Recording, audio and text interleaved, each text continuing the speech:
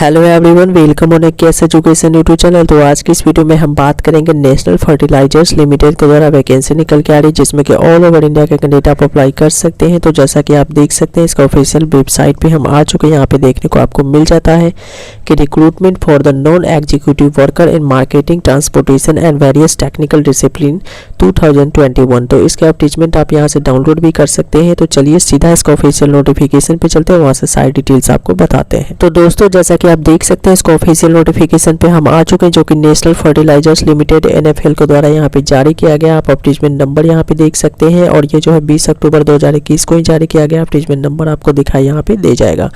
अभी जो नोटिफिकेशन की बात करते हैं, तो recruitment and non executive workers in production, mechanical, electrical, instrumentation, transportation and marketing discipline की ऑल ओवर इंडिया के कैंडिडेट आप अप्लाई कर सकते हैं। तो लास्ट तक मेरे साथ इस वीडियो में बने रहिएगा सारी डिटेल्स के लिए। तो वैकेंसी पोजीशंस यहाँ पे देख सकते हैं। सबसे पहले आपको दिया गया है यहाँ पे पानीपत यूनिट के लिए वैकेंसी का पोजीशन, जो कि यहाँ पे देख सकते हैं। पोस्ट एंड लेवल दिया गया है, पे स्केल दिया गया है, नंबर ऑफ वैकेंसीज टोटल कितनी है, और कैटेगरी वाइज यहाँ पे वैकेंसी का डिस्ट्रीब्यूशन आपको दिया गया है।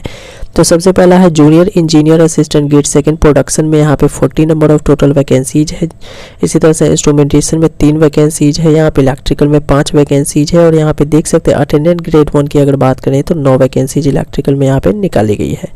आगे यहाँ पे लोको अटेंडेंट ग्रेड 3 की बात करते हैं, तो यहाँ पे 5 वैकेंसीज है। इसी तरह से नीचे आएंगे तो भटिंडा यूनिट का दिया गया है, जिसमें कि junior engineer assistant grade second की बात करें प्रोडक्शन में तो 26 है। इंस्ट्रूमेंटेशन में 6 वैकेंसीज है, इलेक्ट्रिकल में 1 वैकेंसीज है। इसी तरह से लोको अटेंडेंट सेकंड ग्रेड की बात करें तो 1 वैकेंसी है, और यहाँ पे ग्रेड 3 में जो है लोको अटेंडेंट की 6 vacancy. Attendant grade 1 mechanical fitter की बात करें तो 3 वैकेंसीज है। इसी तरह से इलेक्ट्रिकल में 6 वैकेंसीज यहाँ पे निकाली गई है, और यहाँ पे आगे आते हैं तो यहाँ पे है बीजापुर यूनिट का वैकेंसी। तो बीजापुर यूनिट में आप देख सकते हैं junior engineer assistant grade second की बात करें प्रोडक्शन में तो 21 है। इसी तरह से जेई इंस्ट्रूमेंटेशन में 6 है, और यहाँ पे जेई असिस्टेंट ग्रेड सेकंड की यहाँ पे बात करें इलेक्ट्रिकल में तो 1 वैकेंसीज निकाली गई है। आगे यहाँ बात करते हैं तो देख सकते हैं कि लोको अटेंडेंट ग्रेड 3 में 3 है। लोको अटेंडेंट 3 ग्रेड में यहाँ पे जो है आपका 8 वैकेंसीज है। इसी तरह से मैकेनिकल अटेंडेंट ग्रेड 1 में यहाँ पे फीटर के लिए 14 वैकेंसीज है। अटेंडेंट ग्रेड 1 इलेक्ट्रिकल के लिए 4 वैकेंसीज है। और मार्केटिंग डिवीजन में जब आप आते हैं तो मार्केटिंग रिप्रेजेंटेटिव की बात करें तो यहाँ पे जो है टोटल 15 नंबर ऑफ वैकेंसीज निकाली गई है। तो यहाँ पे आप वैकेंसी का डिस्ट्रीब्यूशन चेक कर सकते हैं। इसका लिंक भी डिस्क्रिप्शन में मिलेगा नोटिफिकेशन का, वहाँ से आप डाउनलोड करके डिटेल में इसे पढ़ सकते हैं। आगे देख लेते हैं कट अपडेट की। तो आपका जो भी एलिजिबिलिटी क्राइटेरिया है, एज से रिलेटेड हो या फिर एजुकेशनल क्वालिफिकेशन से रिलेटेड हो, ये आपका 30 सितंबर 2021 के अकॉर्डिंग काउंट यहाँ पे किया जाए। यहाँ पे आप देख सकते हैं आपको पोस्ट कोड देखने को मिलता है, इसी के साथ ही नेम ऑफ द पोस्ट, और यहाँ पे एज लिमिट आपको देखने को मिल जाता है, और यहाँ पे मिनिमम एजुकेशनल क्वालिफिकेशन क्या चाहिए इसमें अप्लाई करने के लिए यहाँ पे दिया गया है। तो सबसे पहले JE assistant grade second production की बात करते हैं तो उसमें मिनिमम एज 18 मैक्सिमम 30 से ज़्यादा आपका नहीं होना चाहिए, जो कि जनरल कैंडिडेट के लिए। इसके अलावा अगर आप SC ST है, OBC है, PWD एक्स सर्विसमैन है तो एज पर रूल आपको छूट यहाँ पे मिल जाएगा। अब यहाँ पे रेगुलर BSc होना चाहिए with physics, chemistry and mathematics as a subject with minimum 50% marks होने चाहिए अगर आप जनरल है, OBC EWS कैंडिडेट है तो। और SC ST PWBD कैंडिडेट है तो 45% आपके मार्क्स होने चाहिए। या नहीं तो आपके पास डिप्लोमा आपने किया हुआ है 3 साल का केमिकल इंजीनियरिंग में, तो भी आप यहाँ पे एलिजिबल हो जाते हैं। अगला है JE assistant grade second instrumentation में, तो एज लिमिट आपका 18 से 30 होना चाहिए, और यहाँ पे रेगुलर जो है 3 साल का डिप्लोमा आपने इंस्ट्रूमेंटेशन में किया हुआ होना चाहिए, यानी तो इंस्ट्रूमेंटेशन एंड कंट्रोल में या इलेक्ट्रॉनिक्स इंस्ट्रूमेंटेशन में, या फिर आपने इंस्ट्रूमेंटेशन में किया होना चाहिए। और यहाँ पे जो है आप देख सकते हैं और करके काफ़ी सारी चीज़ें दी गई हैं, तो आप यहाँ पे चेक कर सकते हैं। JE assistant grade second electrical की बात करें तो यहाँ पे 3 साल का जो है डिप्लोमा आपका इलेक्ट्रिकल या फिर इलेक्ट्रिकल एंड इलेक्ट्रॉनिक्स इंजीनियरिंग में होना चाहिए, आप अप्लाई कर सकते हैं। बात करते हैं अटेंडेंट ग्रेड 1 इलेक्ट्रिकल की, तो इसमें आपका 10th प्लस ITI होना चाहिए इलेक्ट्रिकल ब्रांच में, तो आप यहाँ पे अप्लाई कर सकते हैं। अटेंडेंट ग्रेड 1 मैकेनिकल फीटर की बात करें तो मैट्रिक प्लस ITI फीटर में होना चाहिए, अप्लाई कर सकते हैं।